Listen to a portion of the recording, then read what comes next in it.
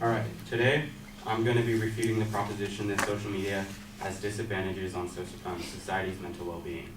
Now, I am going to claim that social media can actually have positive effects, and I have 3 points that prove my proposition. One being social media is a huge platform that can reach millions of people. Second, social media can spread positivity in many different ways, and social media creates thick skin.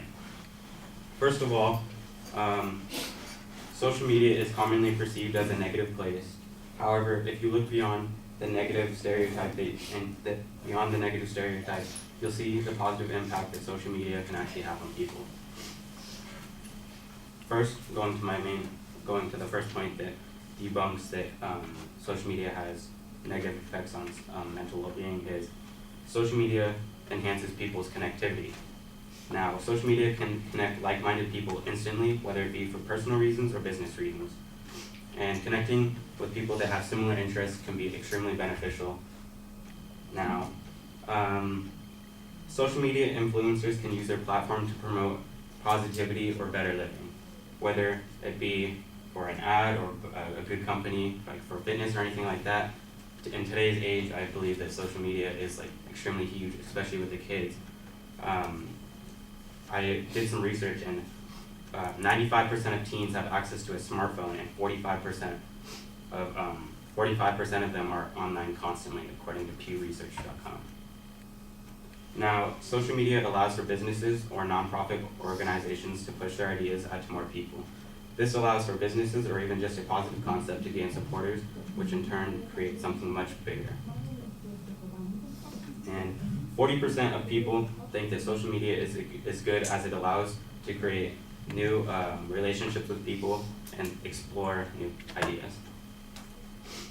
And social media can spread positivity.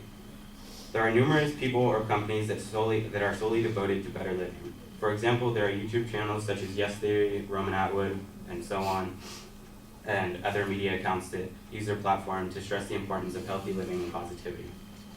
For instance, the channel Yes Theory, they believe that a simple yes can change your life. And saying yes to different things, just in general, can be positive, as is extremely easy to be. It's easier to be negative than it is to be positive. And Roman Atwood uses his brand Smile More to stress the importance of living a positive life. Now, social sites allow people to express themselves and utilize their creativity. And then social media creates thick skin. Social media is a way to release a person's ideas or thoughts to a greater number of people. With anything in life comes criticism, and you'll receive all different kinds of feedback, whether it be good or bad. And one of the most important aspects of that is learning how to handle the bad comments. So social media allows people to see just about every perspective of a situation or idea.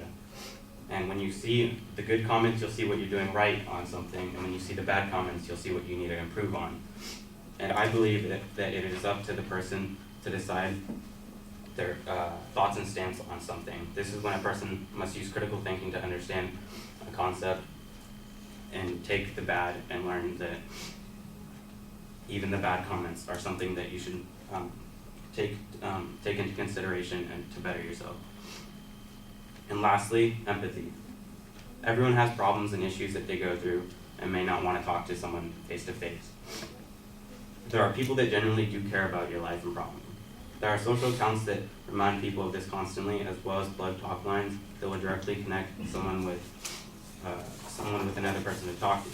For example, there are suicide hotlines or mental health awareness that people can go to seek help. There is even an app called BetterHelp, which connects people with a counselor online and saves the stress of meeting in person. Now, to sum everything up, I believe that social media can actually have positive effects on people's lives, and that people must go beyond this common stereotype that negativity dominates social media.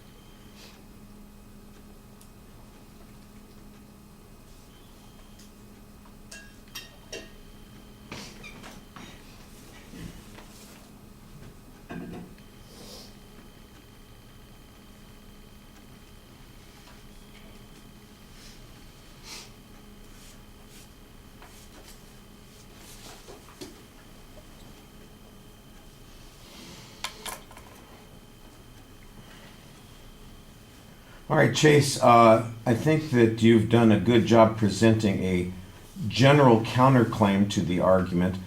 You've not engaged in a discussion of the advocate's argument very much. So where there are places that there is a parallel issue presented by the advocate, I think you need to highlight that a little bit more so we can see how your argument contrasts to the point that they are taking. You've got your own structure that you've set up, and you've got secondary claims for the claim that you're presenting, and I think that you do a pretty good job at that.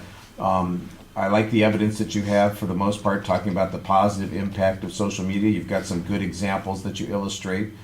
For the most part, there were sources, and like I said, you had illustrations on those particular points. But I didn't get any discussion of the information that the advocate used, the claims that they were making, or the evidence that they used. So that, I think, is a problem. You've kind of presented a rebuttal argument without the context of the original argument as a framework for discussing this. And I think that means that your argument is a little bit harder to evaluate because we're not getting the contrast that we need to get. When we do the debates, the whole purpose of a debate is to emphasize clash, that we are discussing not just our points of view, not just here's a list of my talking points on the issue, but here's why my points contrast to what the other side is saying. Here's what's problematic about their conclusions and why my conclusions are the ones that are more valid. So you've given us the image of what it is that we're supposed to compare without doing the actual comparison.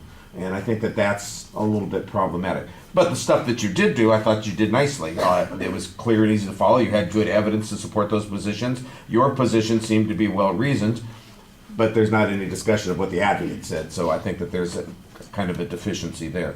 And I know you're thick-skinned enough to take that criticism. All right, thank you.